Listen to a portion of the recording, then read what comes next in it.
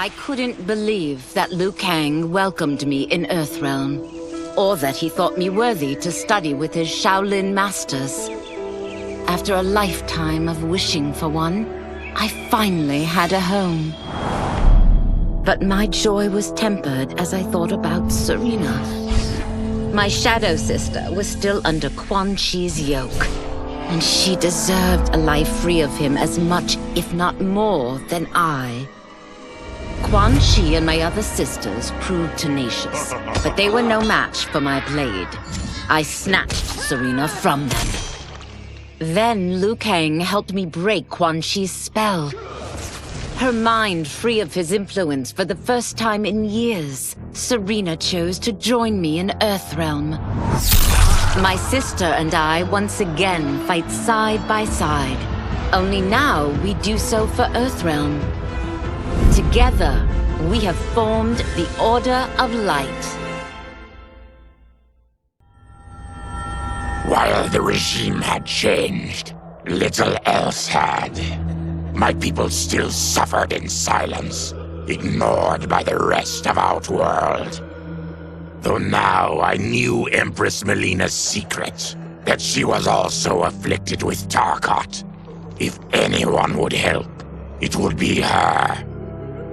But how to get an audience? Syzoth. He was the Empress's new emissary to the Zaterrans. I asked him to introduce us. At great personal risk, he agreed. And as I'd prayed, the Empress was willing to meet. Even better, she would visit the colony. She was shocked to see how we lived. She moved quickly to provide for our care and comfort. Thanks to the Empress and Syzoth, we Tarkatans are no longer pariahs. Until our disease can be cured, that will do. Though the barriers between timelines had been rebuilt, there was no question that they could again be broken. Protecting this timeline would require eternal vigilance, so that it could not fall victim to further outside aggression. But nothing in my countless lifetimes had prepared me for this task. In none of them had multiple timelines ever coexisted. Monitoring them for threats was an entirely novel problem. It would require a novel solution. I discovered that though the timelines no longer touched, their meeting had left them intertwined. I can now secretly surveil all timelines, keeping watch for potential danger. It pleases me to do this service for the new era. Lord Liu Kang may rest assured that it is secure. Quan Chi's defeat had cost me everything. For months I had furthered his plot, and now I had to start over. Saito's people were still in chains. That's when Rain approached me. On the run from Empress Melina, he was desperate for help. And though I'd had my fill of sorcerers, this one was different. I agreed to provide him safe haven. He agreed to help topple Saito's government. And topple it we did. Rain summoned a wave so fast, so powerful, that it crushed the capital. Saito's fascist rulers were swept away. My people are finally free. They can chart their own course, needing only to follow their own desires. Their lives are now blessed by anarchy.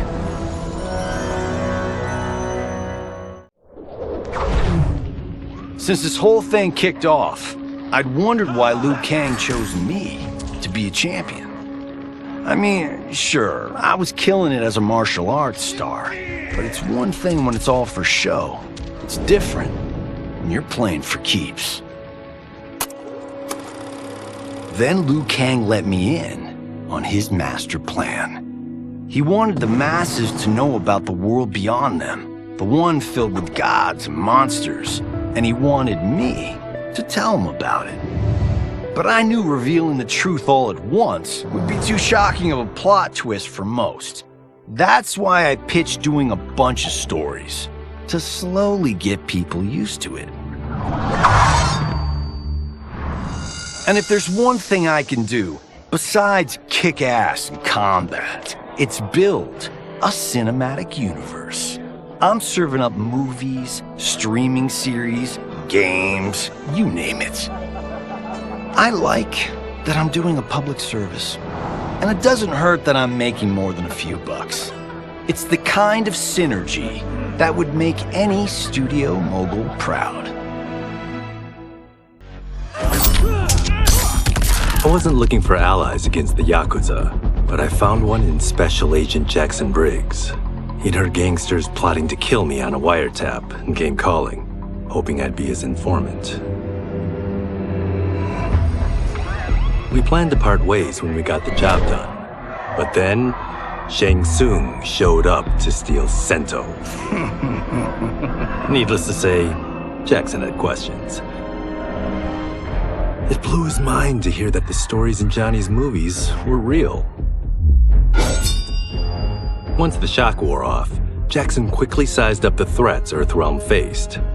To deal with them, he got his bosses at the FBI to form the Outworld Investigation Agency. When he asked me to sign on, I hesitated. After all, me? A government agent? But it's an important job. And more importantly to me, an honest living. General Shao's revolt left Outworld's armies in tatters. We were vulnerable to enemies both foreign and domestic. That's why my sister asked me to take command, to stitch her military back together and purge Shao's loyalists within it. She trusted only me with the task. The soldiers, however, had little faith. They thought me a spoiled dilettante, unprepared and unfit to serve. That I could fight mattered little. All that mattered was that I wasn't one of them. I finally earned their loyalty by orchestrating an epic victory over Shao and his rebels. Though the general himself escaped, his forces were smashed. For as long as I am able, I will lead the Empress's armies in defense of Outworld. Through strength, we will achieve peace. It was inevitable that the Shaolin Masters had me join them. They knew just how much future initiates could learn from me. Shujinko was one of my earliest. His ability to absorb anyone's powers and skills was amazing. With the right training, he could become our greatest champion. I knew that I alone could give it to him. But as his proficiency grew, so did his ego. In love with himself and his power, Shujinko became a threat to the realms. He hadn't learned humility, because I wasn't the one who could teach it. I should have listened to Raiden's warning and not tried to train Shujinko alone. After he was subdued, Shujinko's accumulated abilities and memories were taken from him. He is once again a new initiate, ready to begin his training. This time, Raiden and I train Shujinko together. He will become the champion he is destined to be. And I will fulfill my duties humbly and cooperatively. As her reign began, Empress Melina faced many challenges. To meet them, she turned to the people she trusted. Her sister to lead her army, and me to lead her imperial police. Though I missed Empress Sindel dearly, I was glad my ties with her family had been mended. But while it was an honor to be made responsible for Outworld's internal security, I soon realized accepting the appointment was a mistake. I'm not cut out to be a bureaucrat, nor am I patient enough to navigate the Imperial Court's politics. I was at my best patrolling Sundo's streets, when I could feel the city's pulse and serve and protect its citizens directly. That's why I resigned my post and resumed my role as Sundo's first constable. I end each day knowing I've made a difference. My loyal partner had warned me. Reclaiming my power as Keeper of Time might have unforeseen consequences. In this, as in most things, he proved prescient. The process I had undergone did irreparable harm to my body. Taking back my power had cost me my immortality. While my lifespan would still stretch across eons, I would one day perish. And if the war with Titan Shang Tsung taught me anything, it is that this timeline is not safe without a protector. Yet I had never given thought to choosing a successor. Who is it that could replace me and protect my new era? The answer, of course, is Geras. Tireless and meticulous, he is perfectly suited to be entrusted with this grave duty. And no one knows better the temptations of the hourglass. I have no doubt he will be above them. Though worried about how the public might react, I met with Baraka to discuss his Tarkatans. Speaking from his heart, he moved me. I agreed to visit his colony and see how his people lived. The conditions were atrocious. This was one of my mother's few mistakes. Like all Outworlders, she treated Tarkatans with scorn. What they deserved from us was compassion. And the only way to get it for them was to reveal my affliction. To show all my subjects that even an empress could get Tarkat. The scandal my revelation caused was intense. But with the help of Kitana and Tanya, I emerged from it a stronger empress than ever. My honesty, empathy, and resolve won over my remaining doubters. There is no longer any question that I am fit to lead the Empire. Quan Chi's plot collapsed. Along with it, my plan to secure new beings to feed my starving people. Because I'd advocated for partnering with him, I was held responsible. If I didn't seize for Veternus' new feeding grounds, the Coven would banish me. But then, I had a revelation. I didn't need to conquer realms to feed my people. I simply needed to capture enough beings to breed them. Once they multiply, Veternus will have a limitless, renewable source of food. And I only need a few thousand to start. A number so small compared to the billions in the realms that no one will notice as people go missing. But it will be more than enough to establish our breeding stock and feed a ravenous Veternus.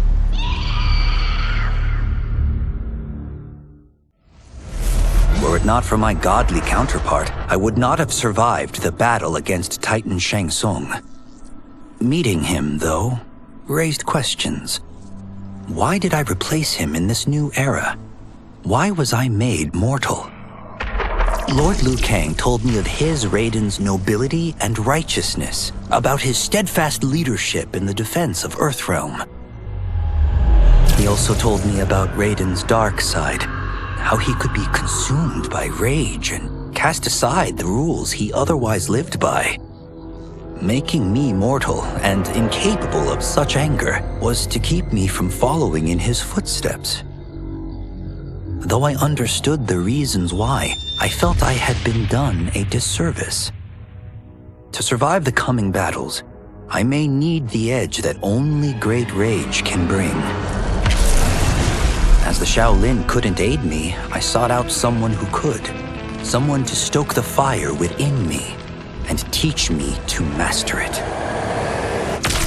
For this, I could have no better teacher than the Shirai Ryu's Grand Master. To elude capture by Empress Melina, I joined Havoc's crusade in Saido. There I summoned more magic than I thought possible, and drowned out the old regime.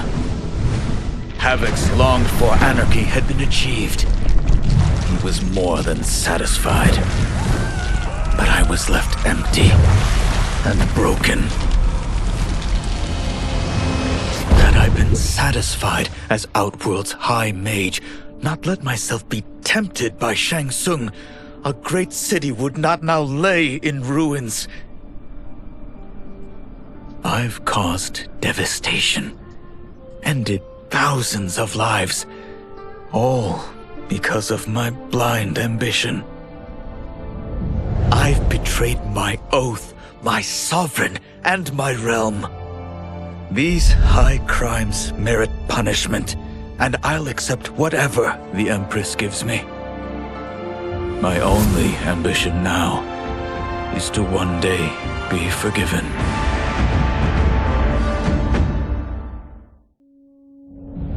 After fleeing Outworld, I hadn't expected to return. But then I also hadn't expected the new Empress to make me an offer I couldn't refuse. To thank me for helping stop General Shao's rebellion, she asked me to be her emissary to the Zaterrans. Going home, bearing the seal of the royal house, I would show once and for all that my mutation wasn't to be feared, that it wasn't a source of shame. To my surprise, I was welcomed. But those warm smiles hid a dark secret. I stumbled upon a trove of official records, which showed that my shape-shifting ability isn't unique. Many Zaterrans are born with it, but are killed by their government to keep it from spreading. Who started this barbaric policy? Who is now enforcing it is unknown. But I will find out, and I will put an end to this madness. With General Shao freed from prison, we began raising a new army against the royal family. Though many were eager recruits, few were good at soldiering. It was so bad, the general was forced to change tactics. He decided that we needed a doomsday weapon. That weapon isn't a thing, though. It is a monster. Onaga, the Dragon King. The general told me the old legends were true, that his ancient ancestor defeated Onaga, trapping him deep inside Mount Sagan. The Dragon King is still there today, his pent-up fury waiting to be unleashed. Because Onaga is so dangerous, the general wouldn't risk trying to tame him before. But now, he feels we have no choice. Though I likely won't survive, I accept this mission gladly. I can think of no greater honor than to give my life in the general's service. No sooner had Titan Shang Tsung been defeated than Bihan and his loyalists hunted us down. Outnumbered, we fled to Japan. There, we sought refuge from an old family friend. As children, we played together. But Harumi Shirai was a woman now, the head of her clan. Her strength, beauty and intellect awed me.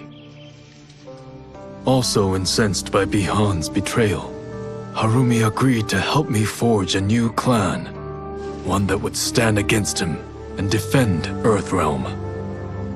Her aid proved invaluable, and as time went on, we grew closer. To honor Harumi and pay respects to my new bride, I named the clan after her, calling it the Shirai Ryu. Now the battle against my brother begins in earnest. The Shirai Ryu won't rest until Bihan is defeated and the Lin Kuei's honor restored.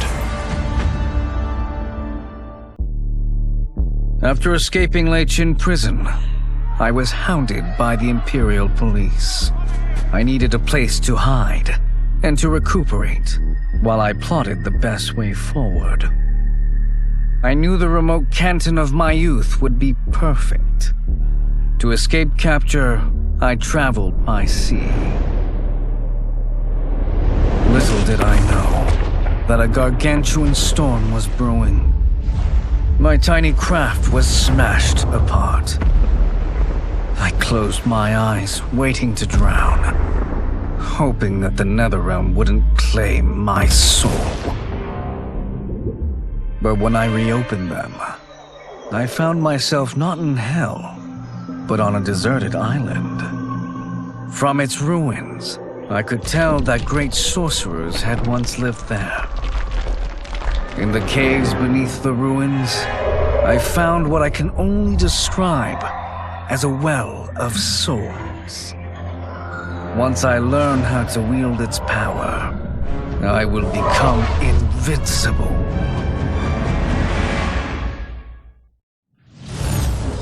The battle had been lost, but the war isn't over. I won't stop fighting until I take Outworld's throne. That they thought Lei Chin prison would hold me is laughable. Once free, I began planning my next campaign. I would need an unstoppable army to overthrow Melina. Unfortunately, most of my former soldiers lacked the courage to rally to my standard. Rebuilding my army would require finding new recruits. And that task is proving easier than expected. Outworld's golden age has left more than a few behind. Without hope, without power, they eagerly heed my call to tear down Melina's government. As the darkness enveloped me, I took a long last look at my family. I did not expect to see them again until their souls joined mine in the living forest. But miraculously, my beloved husband delivered me from oblivion. Though he couldn't save my body, Jared had preserved my soul. Like him and countless others, I am now a part of Ermac. Yet ours is not a peaceful repose. The collected souls within Ermac have their own needs and agendas.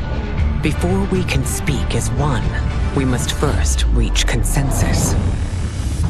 I had thought, as the former rulers of Outworld, I and Jared would hold sway.